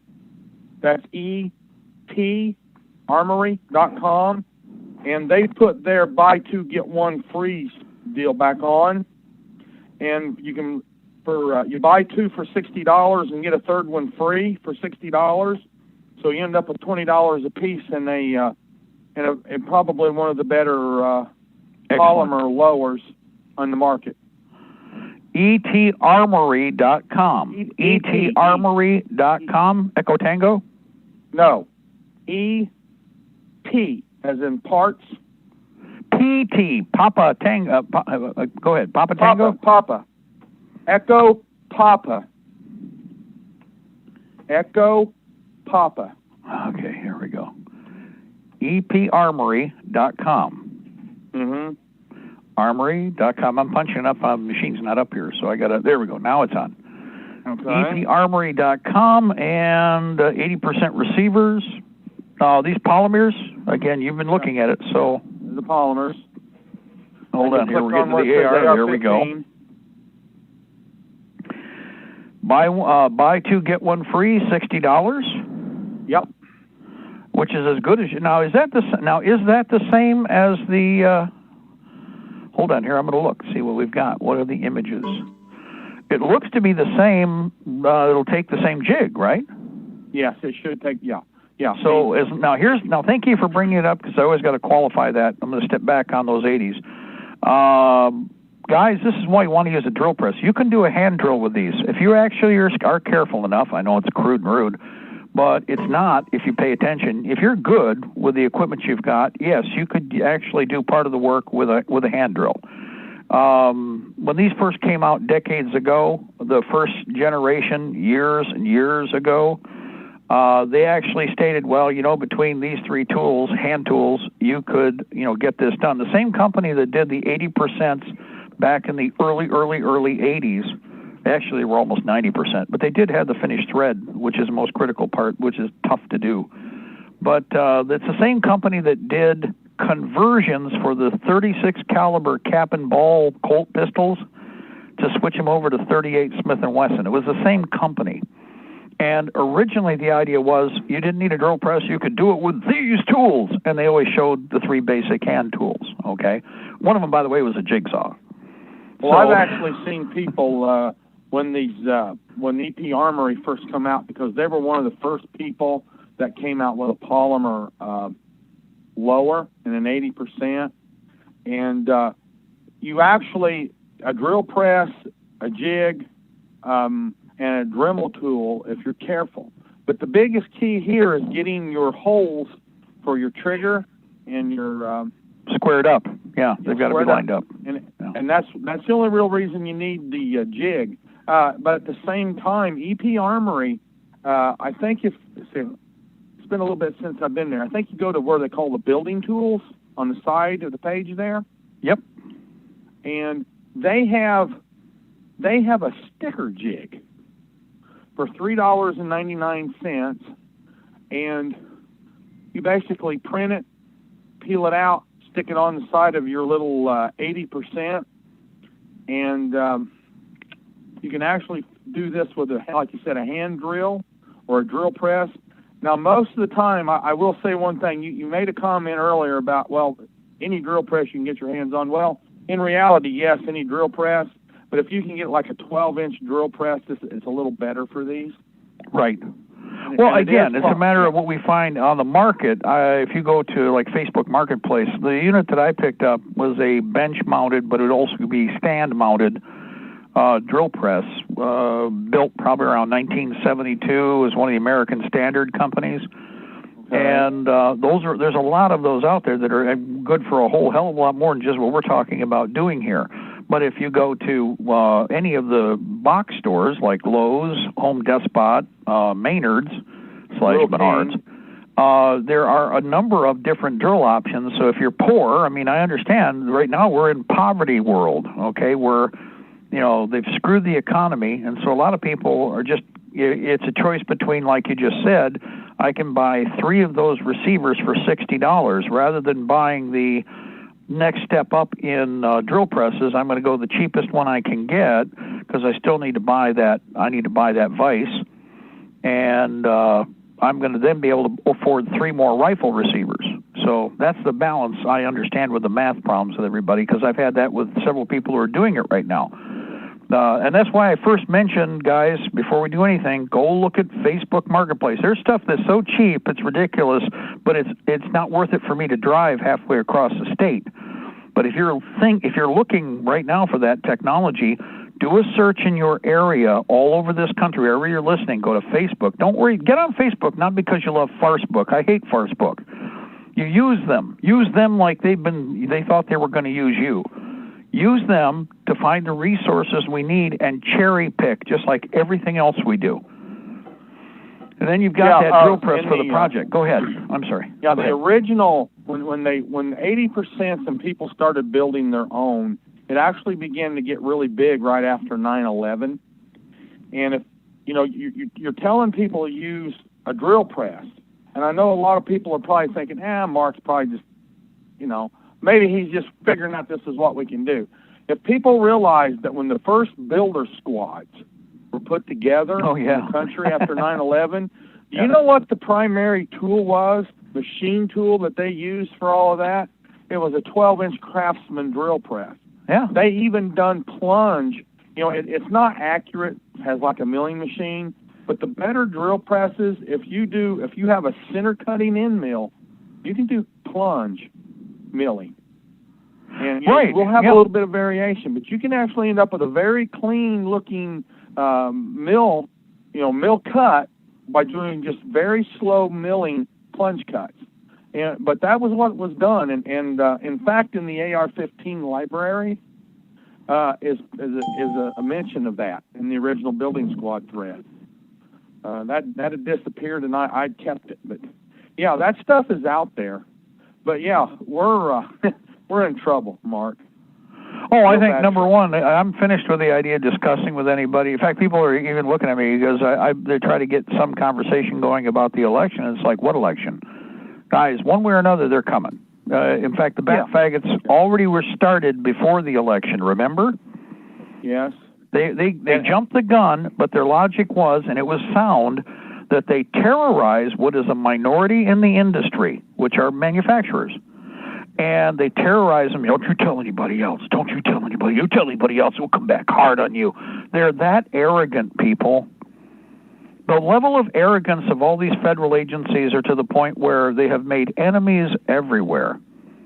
And while people are, quote-unquote, biting the bullet, ain't nobody going to bend over and plug a hole or a leak in them when they get shot. Well, Mark, there's one thing I want to say. May aggravate people, may not, I don't know, but I'm going to say it. I think we have a very excellent opportunity right now for what I call a force multiplier. Yep. I think that we need to approach these Trump supporters that are out there wearing their little red hats and jumping up and down for Donald Trump. And I think we need to, in a non-confrontational way, ask them, you do know that the left, the Democrats and these communists, they want to kill you, right? You do know that. Of course, they're naturally going to say yes. And you say, well, now you are stockpiling food and medical supplies, and you are building a 510 program, right? But just in a non-confrontational way, just plant the seeds of that. Because when these people wake up to the hell on earth scenario, they're going to be our allies. Because they're kind of in our side anyhow. They just haven't crossed over yet. But that's just my thoughts, Mark. No, you're absolutely right. That's one of the things I just here's how you do it. And when you talk to people, start by rah-rahing with them. Well, the press was lying about Donald Trump. Yeah, and the FBI has been lying about Donald Trump for 4 years just like they have. Yeah, and they were lying about the militia for all of your life, too, weren't they? Yeah. Well. So it turns out they've been lying all along, haven't they? Yeah. And you know what? You want to see everybody go, because they'll do the rah-rah. Oh, yeah, they're mean to Donald Trump. Oh, yeah, the FBI's mean to Donald Trump. And they've been lying, and you really know they've been blatantly lying. And then you get them into that because they'll tell you all about how they've been lying. And they fabricated stuff, didn't they? Yes, they fabricated. So now you know how the Patriot movement and the militia feel and what they've experienced for how many years. Yeah, and see, but that's the way you entrap them. But see, in a non-confrontational manner, you plant that seed, because I've had people say, yeah, I've been stockpiling ammo for a long time. Oh, you got some gear to go with that? And it goes silent. They go, huh? But what you're doing is you're planting the seed. Hey, they need some gear. But you know, are you ready? Remember what he said in Braveheart? Are you ready for a war? Remember? Just get that little soundbite up there every once in a while. And actually, your phone. Well, remember? Oh, the garrison's coming. They'll burn every rick and caught between there and here. Aye. Guess what? Are you ready for a war? Difference is, we've got all the technology and resources we need, people. We just need to focus. And even there, now this is the other thing I've been talking about, guys. Those lowers give you the ability to go to whatever caliber you want to with an upper. Oh, yes, absolutely. And one of the things, most recently here, one of the things, wait, let's finish what we're on here for the moment. But there is another thing I want to bring up on arms, and I still want to get on the RFID chip. I know everybody's wanting to hear about that. One of the things real quick here, they do have a buy 7, get 4 free. Did you notice that? Whoa. Over at, I just found it. I was looking at the rest of their postings here, and over at the same location, they have buy 7, get 4 free. Hey, Mark, while you're there, I got something for you. Go right ahead. There's also a 10% discount coupon and free P&P if you look it up. Okay, now that on top of, yeah. See, now we're talking, they're almost giving you this stuff. But then again, if they know they're getting ready for a war, it's a wise thing to give you this stuff, right? Think about that. Looks like I don't get to pick the colors, though. That's the impression I'm getting. Spray can. Go ahead, jump in there. Yeah, colors do spray can. Oh, yeah, well, false spells. You know, remember, again, colors, and when it chips off, put another color on it. You know why? When it chips off, you'll have different colors chipping off. Well, the other caller also made a good point that waking people up. Also remind them that the media is owned by the Democrat families. Yep. I missed that deal, and I'm glad this other caller brought this in, Mark, because I actually missed that. That takes them things down to $19 a piece. Yep, I'm looking at right here. Get 4 free. And in fact, add to cart. There you go. I just added to cart. They do have a couple of other options there too. So, yeah. I found the coupon codes over at Hot Deals. They may be other places to find it, but over at Hot Deals it says EP Armory free shipping code and 10% off free P&P. Do you have the code? Go ahead and repeat it. Go ahead. Let's see. It might not be the same code for everybody. I don't know if you click it and it goes to another page. But if it's over at Hot Deals, you do a search engine for it. It says discount applied, no code needed. So when you click on that. Excellent. Okay, very good. We'll do that. So, gentlemen, Mark, I'm going to go ahead and let you go here. But I'm glad that other caller called in, because good grief. If you can buy anything in a lower that's going to be serviceable, even if it's 80% here, for $19, $20, that's an excellent price right now, because those make excellent 16-inch carbines. Well, again, the cheapest way to go, although you might find some if you cherry pick. I mean, I haven't looked for a bolt carrier in the last few days, but the cheapest way to get a complete rifle in 2 steps, or the lower, of course, you can go this way. For $19, you can build the rest cheaper than you can the Plum Crazy. Okay, once you're in motion on this, guys. But the upper, the Bear Creek Arsenal side charging handle, take your pick of calibers, whatever the chambering is, because you've got 2 steps, you've got a whole rifle. Boom, you got your lower done, you got your upper done, thumbs up. And the 80% right now, remember, 7.62 by 39 is probably going to be your better choice for the moment. And I bring that up for a reason. It's a sine wave thing. Right now, 223 just vaporized in the last 72 to maybe 100 hours. Okay, 7.62 by 39 is still out there. So if you right now, my personal choice, if I were a poor man and you were listening to me right now, if I were going to build an AR-15, I would real quick put together a 7.62 by 39 gun. And even as quick as I could, I'd starve for 2 or 3 days if I was by myself, and I'd, what do I do? Uh-oh. Hello? Sounds like Mark dropped. Yeah, He ran off. like we lost. Yeah, what we were talking about was a deal on polymer lowers at EP Armory. That's Echo Papa Alpha Romeo Mary. There we go. Sorry about that. Got bumped for a reason. Oscar Romeo and Alina.com, but that's what we were talking about before we lost Mark. Yeah, I'm here. Got it back. Sorry about that, guys. Okay. I think we were drilling the right tooth, which means we're hitting the right subject. Don't worry, I'm real good. Hey, Mark, back up 7.62 by 39. I would prefer that to a 5.56 round just because it's 30 caliber. Yeah, another thing, there was a comment by one of our callers. I want to address that real quick about, they've heard that someone with steel case might be a Jam-O-Matic. Here's where the problem is with most shooters and why I don't trust any rumors about that, okay? First of all, some peckerwood idiots out there got the bright idea that I'm going to show you how tough I am by not cleaning my weapon. Well, then you're a dunderhead I don't want standing next to me, because when things go south, I don't want to hear about a weapon malfunction in the middle of a firefight, okay? Most common with the difference between some of the steel case and all the brass case is very, very obvious, is that some of it is lacquer finished. Now, I've talked about this forever. With the AK, there's two things, although the chamber with the AR should be the same, but I don't know what the extraction pressures are. Because you got to remember, guys, energy in, energy out. However, the AK round is extremely canted and tapered because it is going to be built in steel. They knew that. And all the Russian rounds are meant to be positive release so that they prevent adhesion. How do you do that? You create a rather radical taper case. If you look at most of the 5.56, there's nothing more than a scale down 30-06. The .6, the 308, and the 5.56 are all straight tube cases. If you take a mic and measure from the base to the front, pretty much all the way, the measurements are consistent. The taper is designed with the AK rounds based on crude, rude Russian, communist, or before that, Tsarist manufacturing. And under any condition, typically, no matter what materials you use, the adhesion factor is lower, even with similar metals such as steel on steel. Okay? Now, what creates something is literally gumming the works up is lacquer ammunition. Now, because of this, you might want to be Johnny Jet Jock and see how proud you are about how you don't clean your gun and you let it get dirty, which is stupid.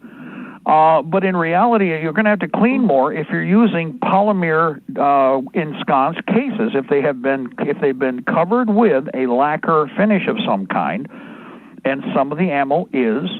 What happens is when the chamber heats up, we've talked about this many times, it liquefies that coating. And what happens now, while you're firing and as long as you keep shooting, you're not going to see any significant changes in performance. But when it cools, number one, it's probably going to cool and pool, as they say. Now, this is all microscopic, by the way. Oh, Mark, what you got? Put chunks of lacquer oozing out of the chamber? No. But it almost would appear like that if you were to look at it under a microscope. And what happens is that lacquer actually works then as a binding agent, kind of like a little bit of glue between the chamber body and the case. And that's where most of any screw-up is taking place, because the operator failed to properly clean the weapon after, let's say, 2,000-3,000 rounds. We're going to put it through abuse. But they don't do it all at once. And even if they do it all at once, depending on how long in between reloads, reloading the mags, if they did 2,000 rounds or if they did 1,000 rounds, they're going to burn out a case ammo. If they do, I guarantee they had to reload mags, everything cooled down, and that lacquer has blown away. It to a degree flakes in the earliest stages. It actually comes off with the heat and literally coats the inside of the chamber. It does it in sheets, though. It doesn't in panels like, there'll be a chunk the size of your fingernail that breaks away and just melts off of the case. As it superheats, that stuff becomes fluid. The stuff that hits the chamber on the case becomes semi-fluid. And so during operation, especially high activity, you typically aren't going to get any issues.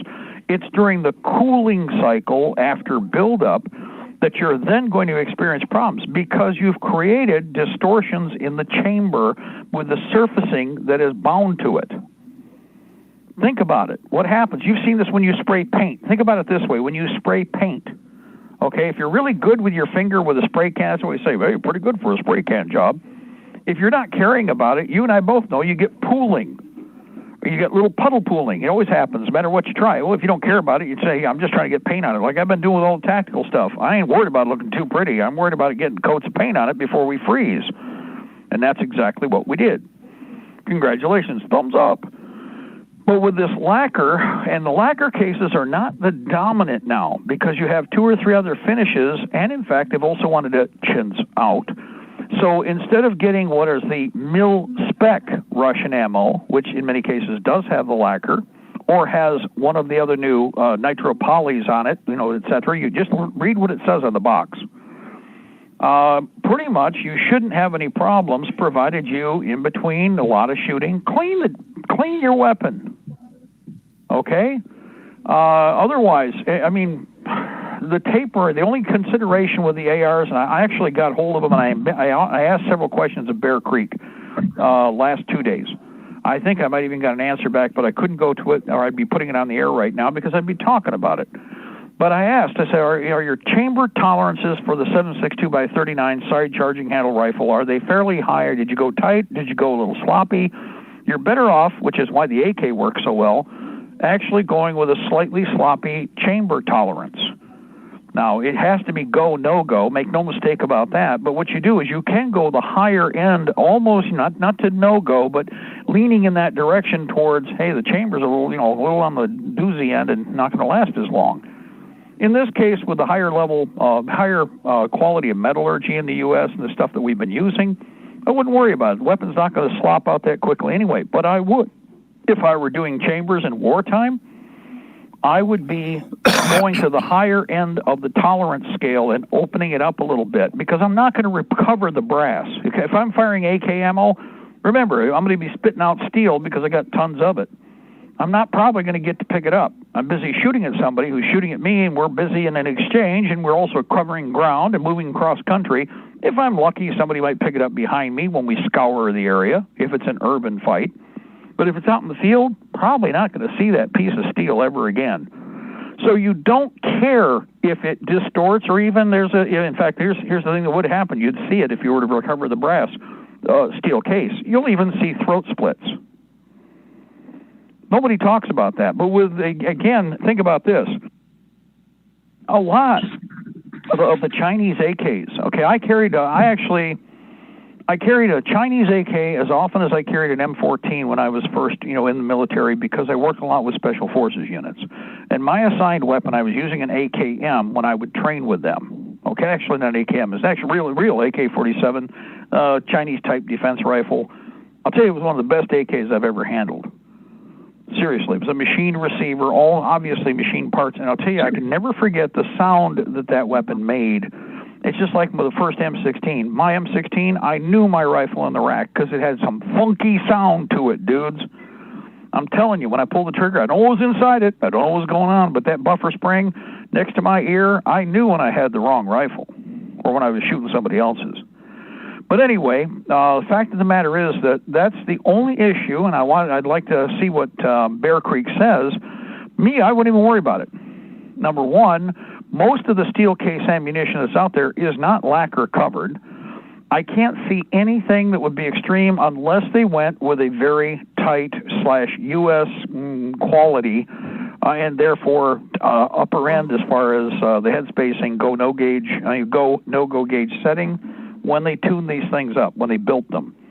What it also means is there's 2 things that would be a solution. One, you could brush and dust the chamber. You could polish the chamber. If you did that, it would probably eliminate any variances or distortions.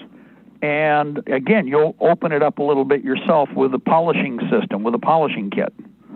And the other advantage, remember, one of the other things that's probably happening, guys, how many AR-15 barrels have they been cranking out in the last year?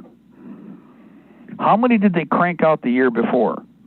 We've mentioned this a million times. When you increase production and you have your operators running, 3 8-hour shifts, doing, 10-hour shifts on the weekend and another 10 hours on, like say Saturday and Sunday each, you're running your crews hard, and people start to get cross-eyed, and quality control goes down because you also may not be changing out your tooling as much.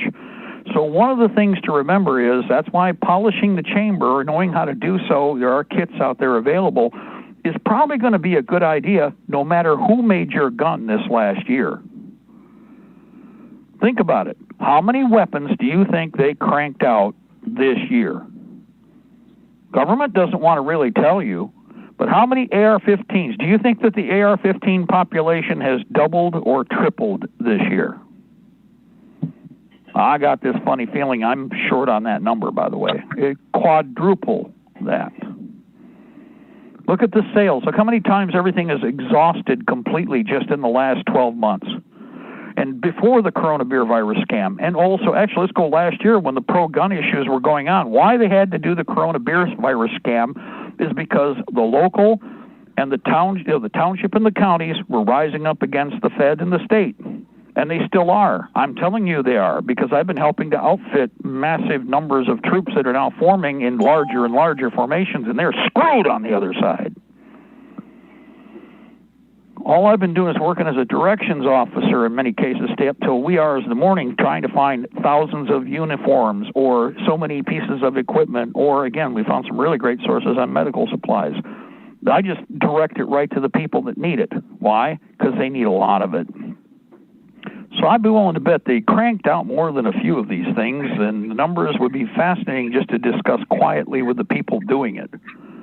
And because of that, remember, quality may not drop completely in the bucket, but when you got a tired, when your crews are getting tired, it does one thing to be doing overtime for 4 or 5 weeks straight. But I've been in manufacturing myself, and if you're nonstop, you make great money hand over fist. I used to make with overtime $3,000, $4,000 with overtime, outrageous overtime. No, not quite that much, but each paycheck. We're talking. I would come in and do or work or do whatever, and then I'd work another job. But I would come in and do nonstop the 12 hours on, 12 hours off, and then do 10 hours on the weekends, okay? So I've seen what happens to your quality control. Your operators start to get real long in the tooth, and they need more rest. And who's hacking and dying in there? I'm sorry, do we need to send you a coronavirus test?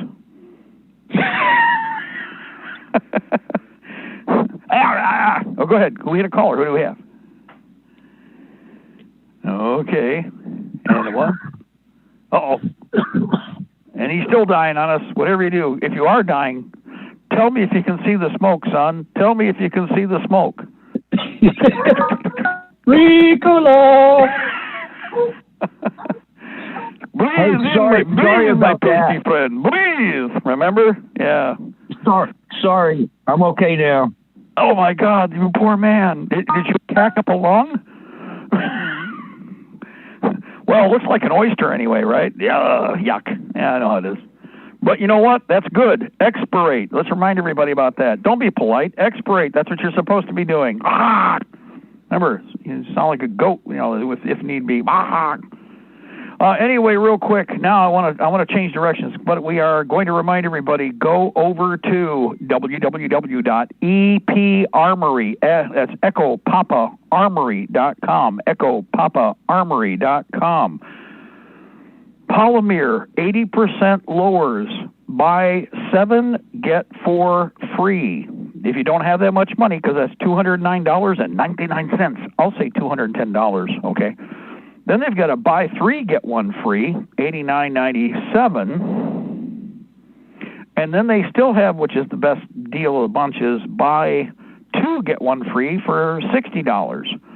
So you get, for $20 a receiver if you get 3, $19 if you get 11, which is a steal. And don't forget there's that 10% markdown if you go over and snag that from Hot Deals for the same company. Also, you want to try and pick up more than a few jigs, so take your pick of how you want to do that, but these are the polymer that will fit in all of the other jigs you may already have, making them a very useful tool. So let's make sure that we take advantage of that. Now, we have 12 minutes. I want to get into this real quick. First of all, we talked about dog tags. Number 1, I'm going to be capturing enemy dog tags Poor bastards should have come over to America. If you're Chinese or foreign troops or, for that matter, secret police, you just cease to exist. That's all there is to it. I'm going to tell you all right now, that's how we deal with this. They're just gone. They just vaporize. But they're not dead. Down the road, they could do all kinds of dirty deeds, and you might even leave that dog tag, or you might even leave their fingerprints or anything else you want, wherever you want, because you do have hands available. They could vote 3 times. Yes, they can vote 3, 4, 5 times. They can be doing all kinds of fun stuff. Now, the RFID chips. Now, let me address this. If I were the enemy, I'd also have a thermal identifier to show that if the RFID is cooling, it actually, drops below 98 points. So let's say not 98. We'll just drop it to 97, maybe 96. Who knows? You might have some slightly colder but still functional troops out there that are not quite dead yet. But whatever the gradient and time factor is, if there's a consistent drop in temperature of the corpse, then they probably would have it probably has a flip switch that would identify, yes, that is a friendly corpse, but that is a corpse. Okay? So one of the considerations about taking RFIDs off enemy corpses is to make sure you keep them 98.6 degrees. A quick trick would be cut them out of the corpse, have medical tape on hand, tape them to your arm. Yuck! Well, come on, okay, don't worry, you can wash later. But the big thing here, again, is keeping the things as quickly as possible for the shortest period of time, going from the corpse you've just created. If it's in their leg, cut it out of their leg. Wherever the standard is, they're going to be pretty consistent. It would behoove you to also have and capture as soon as you can one of their RFID readers. They've got to have, and they do have portable ones. And by the way, who used them? The Jews against the Palestinians. Anybody remember the picture I showed you when they first came up with this, where they were RFIDs reading the Palestinians? They used it on the people they were murdering over there in the Middle East. The Jewish mob did, and they're the ones who have been selling this garbage to the U.S. government. So you're probably going to see some Hebrew on the junk you're going to capture. Okay, just a heads up on that. Hey, number 4 here. If you were to inject those into people's pets, well, you could do run around the neighborhood. Don't forget the kitty cats are. Well, we're just talking about combat troops. And by the way, the enemy canines, which you're going to probably have to kill anyway. I mean, you're not going to keep an enemy canine as a pet, just like you won't be keeping a military canine as a pet. If you have real military canines, people, I know a lot of guys who are dog handlers, and the ones that are serious animals, not just, the friendly snoop amongst the population kind of critters, they don't go amongst people because they only have one owner. When they train a military dog, that military dog will even keep the medics from getting near the guy that's wounded. They'll attack everybody and anybody else. So you'll end up having to put the dogs down out of policy. I mean, if you want to try and catch them live, fine. But remember, they're chipped too. They were chipped first. Okay? But with military, again, the idea is know where to cut them out, scan to see if there's any new locations. If you don't find an RFID in an enemy combatant right away because you're looking and digging around in a spot, you better do a quick scan because maybe you got a new location that they've chosen because they realize you're hunting. That's why you keep one alive and say, hey, where were you guys chipped? Yeah. Oh, shut up. I know you can speak some English. You were trying to buy that whore over there on the corner a minute ago. And you were speaking good English when you did it. How much, American? How much? So with that being the case, Chow Bing, better talk. It's only going to be more painful. Okay? Monkey crank time. Yeah. So good time, big time, happy time all around. So anyway, the idea here is that when you recover them, this is another reason, and it needs to be better medical tape. Can't have the things flopping and dropping, people. The other consideration, as you pointed out, maybe we have Chow Bing Bao Hong Mang Nai, and he's alive still.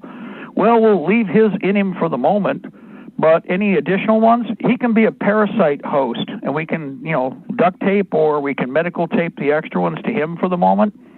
Again, that way you don't get all that nasty blood and stuff on there. There's not much blood, but you never know what kind of diseases your enemy are carrying.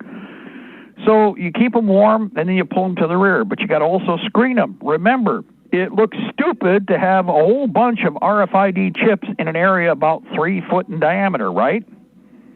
If they do a ping and they look, there's a whole cluster of them there. Gee, I wonder what that means. Oh, I don't know. It's like cell phones when they had the flash mob riots. Remember what I told you? No, the jackasses lied. Of course, the FBI always lies. How would you be able to figure out who was there? Well, all you could do is track all their cell phones. And when you have all these cell phones, 6, 400 of them, 300 of them in one place, you know those are all the assets that came in to do the riot, right? And then they leave. Well, then you can follow them right back to where they came from, right? Well, the same is true when it regard to collecting RFID chips. You got to remember you have to also shield them.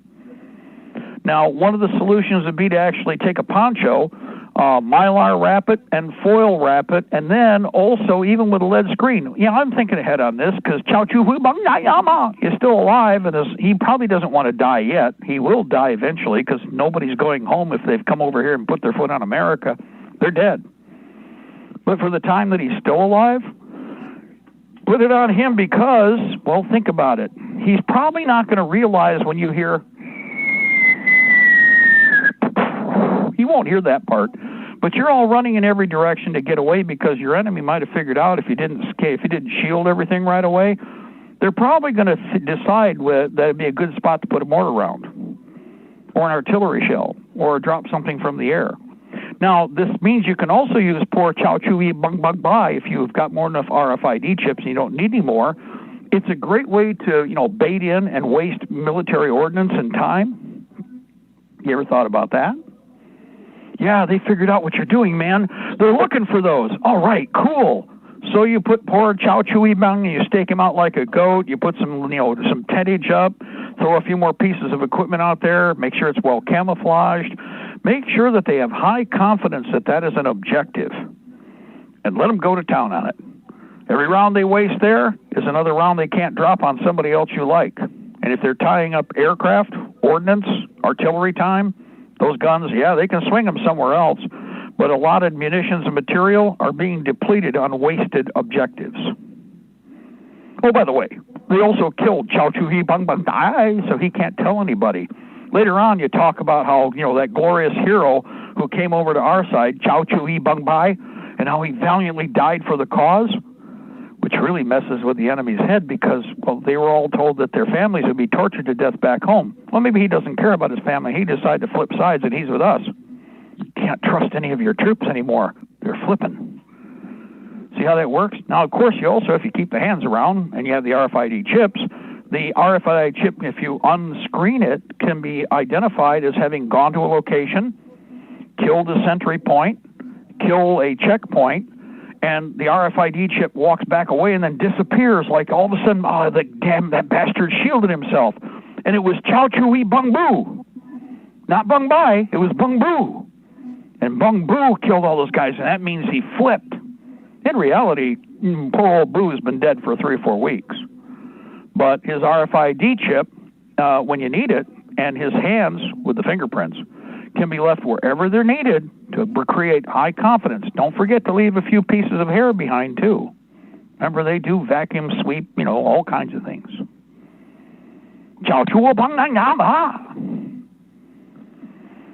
Prior proper planning prevents piss poor performance. Now remember, I want to touch on this. Thermal, anything. You notice how they wanted to put GPS in everything. Why do I need GPS in my thermal devices?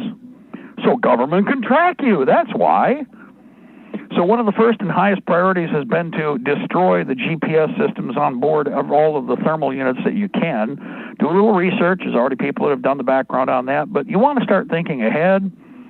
One of the considerations is you can also screed and shield without doing damage to the equipment or opening anything up so that it doesn't have the ability to send signal out. Remember, they send a ping out, they want a sonar ping back. So you experiment with shielding, depending on what you have available, and a frequency counter. Use frequency counters for all kinds of special projects like identifying leakage. What works, what doesn't work for shielding? Who says you have to guess? See how that works? Yeah, all this technology at your fingertips. Wow. Now, if you haven't watched, I finally got a better copy of the video. How many of you have seen the Chinese in British Columbia? The video of the guy coming around the corner? Looks to me like they've issued over here the Tibetan tarn. It's a really good camouflage. I wish I could buy some. I'll take it off my enemy's corpses because Chinese are not as small as they used to be. They're actually your height and your build. So taking it off the flatheads is not going to be hard at all as far as being able to wear it. But if you pay attention, I would say that in the images, about 1/4 of the personnel were female, maybe a little less, maybe a little more, because again, the guy is driving by in a pickup truck. The people on the ground, it's about a platoon strength unit, little more, not much, and they are all wearing the same uniform, same tack gear. They've all got the standard combat boot on. They're all Chinese. They're all Asian. The only thing that I think is rather interesting, as I've said before, is they were not wearing headgear. Now, I assume it's because they decided they're hot and sweaty and on a road march, which still doesn't make much difference because usually headgear is a discipline item with troops, right? If you've been in the military, you know what I'm talking about. No helmets, but also no soft covers. In fact, all of them were hair exposed, which is kind of odd. So heads up on this. If you haven't seen the video, go search it out. There's a couple of different postings. The earlier ones, and try to find the earliest one you can. The digital fog hasn't set in. The big thing here, again, is location, location, location. My only problem with the videos is I don't doubt it's probably in Canada, but what I want is a exact location. Why not? We have Google Map nowadays. Where exactly were they? Now, there's a Canadian National Park island that they are supposed to have made into a compound for the Communist Chinese that had been brought in under treaty. The treaty dates back to 2019, and I will point out again that that's most probably part of, again, the Northern Strike contract, Northern Strike 2019. So the Chinese forces are definitely boots on the ground. However many, well, again, we have to do a better job of following up with imagery, guys. Come on, that's what those little toy drones are for. Photograph. But the weapon systems are there, the technology's there, and now the troops are there. And that's part of what you'll be killing in this war coming up real quick, because the commies that are coming in and the commies that are already in the government are going to be counting on the people who have been making their paychecks from overseas, the communist Chinese and the oi boys out of Israel. Anyway, we're going to go to break, and in fact, we're at the top of the hour. God bless our republic. Death to the New World Order. We shall prevail, ladies and gentlemen. The empire is on the run. And we are on the march both day and night. Run, Xiaoping, run. I know you've got 55 different transponders on you. Run, little Xiaoping. Oh, wait a minute, hold on. Boom. Damn, they were accurate. If one RFID chip will bring them in pretty close, I got to figure a whole pool of them ought to call in some pretty good artillery, guys. What do you think? We're going to get out of the way for now. We'll be back in an hour. And meanwhile, Ed taking over. More live LTR. Well, coming up here, it is Thursday. Bye-bye.